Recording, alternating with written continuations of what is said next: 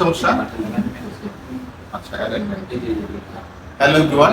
আর আপনাদের একটা কথা বলে রাখি, আপনাদের যে কোনো গিটারের যদি অ্যালাইনমেন্টের কোনো সমস্যা হয়, আপনি বসেন প্লিজ। সেক্ষেত্রে আপনারা আমার কাছে নিয়ে আসতে পারেন। আপনার অ্যালাইনমেন্ট শুধু না, আপনার গিটারের যে কোনো সমস্যার সমাধান আমি আশা করে দিতে পারবো। যদি ভেঙে একেবারে গুঁড়ো গুঁড়ো না হয়ে যায়, হ্যাঁ, খুব বেশি মেজর যদি ভাঙা না থাকে গিটারে, টুকটাক যে কোনো সমস্যার সমাধান আমি আপনাদের দিতে পারবো। তো আপনাদের মিউজিক্যাল ইনস্ট্রুমেন্টের, শুধু গিটার নয়, মিউজিক্যাল ইনস্ট্রুমেন্ট যে কোনো সমস্যার সমাধান আমার কাছ থেকে পাবেন আশা করি। তো আমি এই গিটারটার অ্যালাইনমেন্ট কিভাবে ঠিক করছি, আপনারা আমার সঙ্গেই থাকুন। আসুন। এরকম একটা স্কেল যদি আপনাদের কাছে থাকে তো আপনারা মেপে নেবেন। আমাদের বাংলাদেশের ওয়েদারের জন্য ম্যাক্সিমাম সময় মানুষ একটু হাইটেই বেশি বাজায়। তারপরে স্ট্যান্ডার্ড হাইট হচ্ছে 12 নম্বর ফ্রেডে আপনারা দেখবেন 2.5 মিলিমিটার থেকে 3 মিলিমিটার পর্যন্ত আর কি স্ট্যান্ডার্ড। এটা হলে বেটার। এবং 6 নম্বর ফ্রেডে থাকবে 1.5 থেকে 2। তো এটাতে আমি দেখি আপনাদের দেখানোর চেষ্টা করছি। একটু কাছে যদি আসি, এটা হচ্ছে 12 নম্বর ফ্রেড। 12 নম্বর ফ্রেডে এটা কিন্তু প্রায় 4 এর কাছে আছে, হ্যাঁ, 4 মিলিমিটার। একটু উপর থেকে দেখি, উপর থেকে এখান থেকে দেখাই। 4টা দাগ কিন্তু দেখা যাচ্ছে, ওই যে দেখেন 4টা দাগ কিন্তু দেখা যাচ্ছে। এটা কিন্তু স্বাভাবিক থেকে একটু বেশি আছে, অর্থাৎ এটা থাকার দরকার ছিল 2.5 থেকে 3 হাইট। এই যে এতটুকু থাকার দরকার কথা ছিল আর কি নর্মালি। তো এই সমস্যা যাদের আছে তারা অবশ্যই আমার কাছে চলে আসবে, আমি আপনাদের সমাধান দেওয়ার চেষ্টা করব। তো প্রথমে আপনারা স্ট্রিংগুলো একটু লুজ করে নেবেন।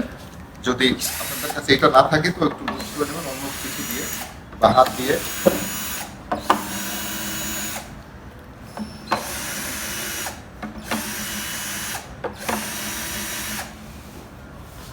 তারপর আপনারা স্ট্রিং হালকা একটু দেখবেন লুজ আছে, কেমন লুজ আছে কিনা, ঠিক আছে, লুজ করে নেবেন। তারপরে ভিতরে দেখবেন একটা ট্রাস রড আছে, এখানে একটা ট্রাস রড, অনেকে অ্যালাইন রড বলেও চিনে থাকেন এটা। এই ট্রাস রডটা যদি আমরা ডান দিকে দেই তাহলে এইটা যদি বাঁকা থাকে একটু, ওটা একটু সোজা হবে।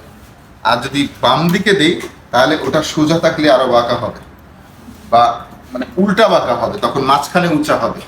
অর্থাৎ আমি আপনাদের দেখানোর চেষ্টা করছি।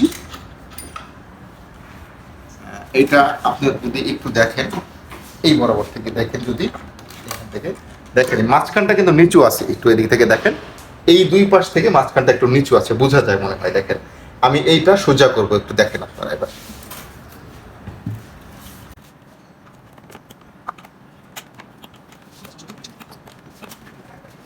এবার আপনারা একটু আসেন, ফলো করেন আমাকে।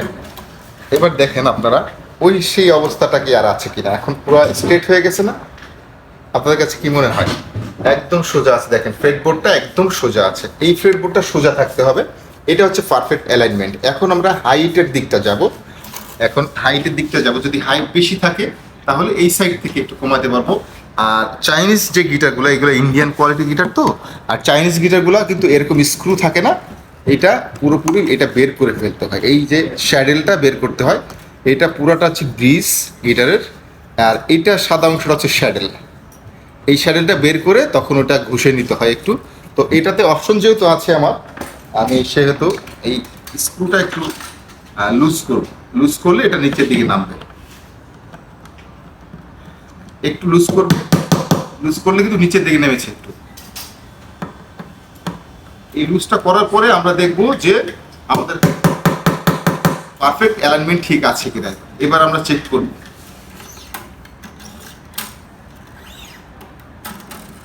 এরকম সমস্যা যদি আপনাদের থাকে, আপনারা যদি না বুঝে থাকেন, অবশ্যই চলে আসবেন উত্তরা ব্রাঞ্চে, মেলোডিয়ান কংয়ে।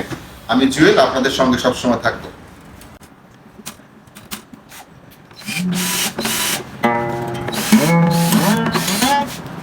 এবার আসুন আমরা পরীক্ষা করি, আসেন তো সেই জায়গাটা। আবার এখানে চলে আসছে সামনে, ওই দেখেন 2 মিলিমিটার থেকে একটু বেশি আছে, অর্থাৎ 2.5 মিলিমিটারের মতো আছে।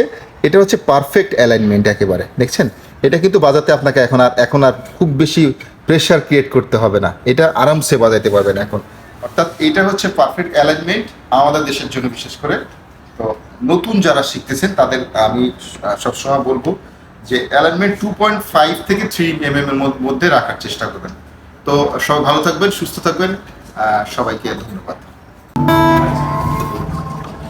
কি অ্যালাইনমেন্ট কি এখন ঠিক আছে? জি খুশি আপনি? জি অবশ্যই। আচ্ছা ঠিক আছে, আবার আসবেন আমাদের কাছে। হ্যাঁ, ওকে।